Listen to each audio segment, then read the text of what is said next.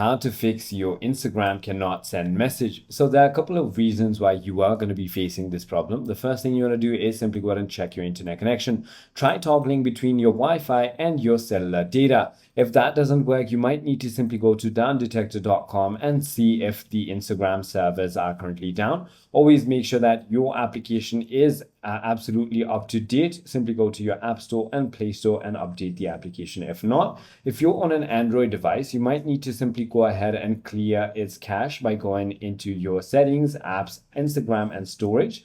Now, if that is not the case, you might need to simply go to your Instagram settings, privacy, and then messages and story reply and check if you have turned those off. If it still doesn't work, you might need to simply go ahead and log back out of your account and log back in, which should go ahead and fix your problem. If it still doesn't, then you might want to try to uninstall and reinstall the application. I hope this video clarifies everything for you. If you have further more queries, feel free to comment down below and I'll see you on the next one.